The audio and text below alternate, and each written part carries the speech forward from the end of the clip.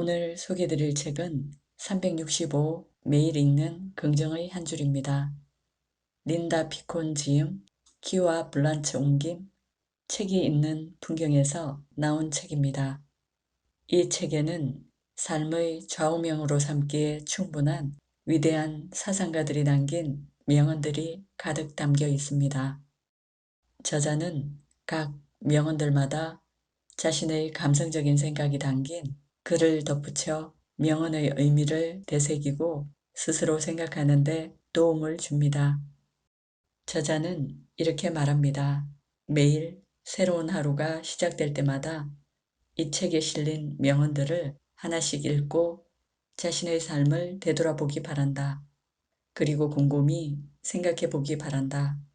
이 책을 어떻게 받아들이고 어떻게 활용하더라도 이 책에서 얻은 지혜로 삶의 강인함이 넘치고 새로운 날들을 보다 긍정적으로 시작할 수 있기를 바란다. 다음은 본문에 있는 내용입니다. 마음먹기에 달린 일. 늘 실천하고자 하는 결심이 있다. 그것은 사소한 것들에 굴복당하지 않으리라는 것이다. 수도꼭지가 새거나 외출하고 보니 양말을 짝짝이로 신고 나왔거나 냉장고에 우유가 떨어졌거나 운전 중에 기름이 떨어진 걸 알게 되거나 마당에 잡초가 한 뼘이나 자랐거나 저녁 반찬거리를 해동하는 걸 깜빡하는 사소한 것들이 쌓여 하루가 엉망진창이 될 수 있다. 그러나 이러한 사소한 것들이 하루를 망치느냐 그렇지 않느냐는 마음먹기에 달려있다. 늘 대범하게 살기란 쉬운 일이 아니다. 하지만 한 발 물러서서 보면 이런 사소한 것들은 결코 심각하게 고민할 일이 아님을 알게 된다. 심호흡을 한 다음 비록 일상의 사소한 것들이 짜증스럽게 하지만 그것 때문에 속상해할 필요는 없다고 다짐하자. 잘 될 거야, 잘 될 거야. 운명이라는 것이 겨울철 과일나무 같아 보일 때가 있다. 그 나뭇가지에 또다시 푸른 잎이 돋아나고 꽃이 피리라는 생각을 하지 않는 사람은 없다. 그래도 우리는 그렇게 되기를 마음속으로 소망하고 또 그렇게 된다는 것을 알고 있다.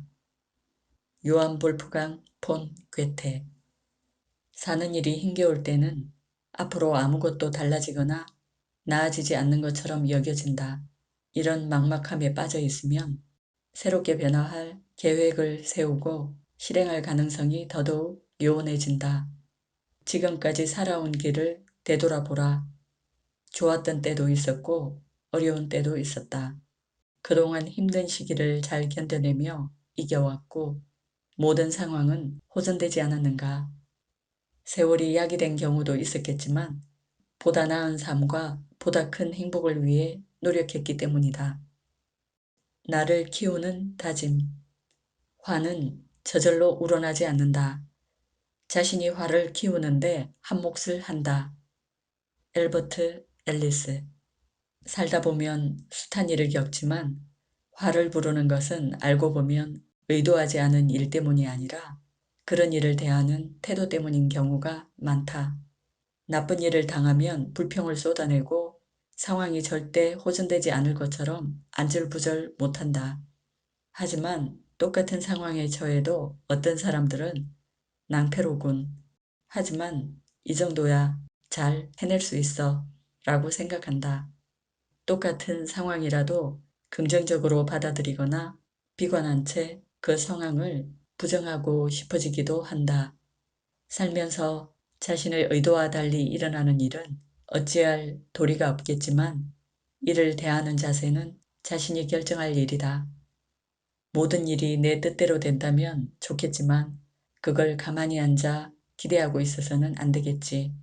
내 삶을 가꾸기 위해 절실한 능력은 이미 내가 갖고 있음을 절대로 잊지 말아야겠다. 시각을 바꿔라. 누군가 사는 게 힘들다고 한숨을 내쉬면 나는 늘 이렇게 되묻고 싶어진다. 무엇과 비교해서? 시드니 제이 해리스. 우리는 늘 자신보다 돈이 더 많고, 더 똑똑하고, 더 행복하고, 더 잘생기고, 명예가 더 높은 이들과 자신을 비교한다. 왜 나는 그들처럼 좋은 집에서 살지 못할까? 왜 나는 능력을 제대로 인정받지 못할까? 왜 내게는 진정한 사람이 나타나지 않을까? 이처럼 남들을 부러워하다 보면 정작 남들이 나를 얼마나 부러워하고 있는지 잊어버리게 된다. 세상에는 내 직업, 내가 사는 집, 내가 누리는 자유를 부러워하는 이들이 많다. 대수롭지 않다고 생각한 것들인데 남들이 부러워하는 말을 들으면 그제야 이만하면 나도 괜찮은 편이라는 사실을 알게 된다. 내게 주어진 모든 축복을 되돌아보고 내 삶에 주어진 모든 것에 늘 감사하며 살아야겠다. 그들이 행복할 수 있도록. 행복은 내 손에 몇 방울 먼저 묻혀야 남에게 묻혀줄 수 있는 향수 같은 것. 랄프 waldo 에머슨. 자원봉사를 하거나 입원한 친구에게 병문안 가거나 쇼핑 도중에 문득 사랑하는 사람을 위해 특별한 선물을 사는 데는 그만한 이유가 있다. 그렇게 함으로써 내 기분이 좋아지기 때문이다. 실제로 다른 사람을 배려하고 그들에게 친절을 베품으로써 나 자신이 더 많은 것을 얻기도 한다. 비록 당연히 해야 할 의무나 일의 일부로 시작했다고 하더라도 이처럼 남을 위해 베푼 행동은 상대는 물론 나 자신에게도 기쁨을 준다.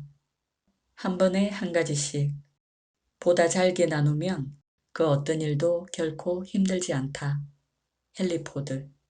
책상 위에는 서류가 산더미 같고 싱크대에는 그릇들이 쌓이기만 한다.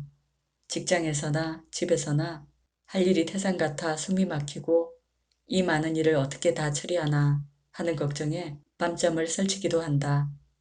그러나 한 가지씩 처리하고 하나하나 씻다 보면 산더미같이 쌓였던 서류와 그릇들이 줄어들고 마음 편하게 잠자리에 들 수 있을 것이다.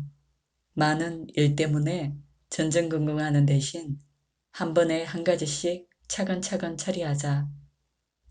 시련이 나를 키운다. 내가 바라는 것은 보다 가벼운 짐이 아니라 보다 건장한 어깨다. 유태인 속담. 시련을 극복하는 일은 역기를 드는 것과 같다. 많이 해볼수록 점점 더 강해진다. 그 누구도 시련을 바라지 않는다. 그러나 시련은 누구에게나 찾아오는 법이다. 그것은 나를 보다 강하게 단련시키는 연습이라고 생각하면 위로가 될 것이다. 미소의 힘. 즐거워서 웃는 때가 있지만 웃기 때문에 즐거워지는 때도 있다. 억지로라도 웃을수록 마음이 행복해진다는 것은 생리학에서 증명한 사실이다. 과학을 끌어들이지 않더라도 기분이 내키든 그렇지 않든 웃으며 사는 게 좋다는 것은 부정할 수 없는 사실이다. 웃음은 우리의 뇌뿐만 아니라 근육을 자극하고 활력을 촉진시켜준다. 더구나 어느 누구도 얼굴이 그늘진 사람과 함께하고 싶지는 않을 것이다. 바보처럼 보여도 좋아. 자주 미소를 지을 것이며 미소를 지을수록 얼마나 즐거운 일이 생기는지 기대가 돼. 하루하루 감사하며 살자. 하루하루를 어떻게 사느냐가 인생을 결정한다. 누구나 언젠가는 좋은 날이 오리라 기대하며 산다. 다음 주, 다음 달, 아니면 내년 여름이라도. 하지만 우리는 오늘 하루를 땀 흘리고 지금 이 순간에 감사하며 내일도 오늘처럼 살아갈 것이다. 그러는 중에 좋은 날이 내일 혹은 모레나 글피에 찾아올지 모른다. 좋은 날을 기다리더라도 오늘 자신에게 주어진 모든 순간들에 감사할 줄 알아야 한다. 당장 정리해야 하고 하던 업무도 서둘러 마쳐야겠지만 이런 바쁜 와중에도 틈을 내어 감사하는 시간을 가져야 한다. 아름다운 일출, 붉은 석양, 흔들리는 예쁜 꽃들, 산들거리며 부는 바람, 그 바람에 나부끼는 나뭇잎, 편안하게 앉을 수 있는 벤치, 홀로 사색하는 즐거움, 그리고 사랑하는 가족, 감사할 것은 너무나 많습니다. 그리고 이런 글이 있습니다. 그 누구도 아닌 나를 사랑할 때입니다. 그 누구도 아닌 내 삶을 가꿀 때입니다. 때로는 어긋나는 일로 지치기도 합니다. 무거운 짐을 내려놓고 싶어지기도 합니다. 하지만 한밤일수록 아침은 더 가깝습니다. 시간은 한결같지만 어제와는 달라야 합니다. 힘겨웠던 만큼 오늘은 가슴 벅차야 합니다. 그 누구도 대신할 수 없는 내 인생이기에. 이상 소리책이었습니다. 감사합니다.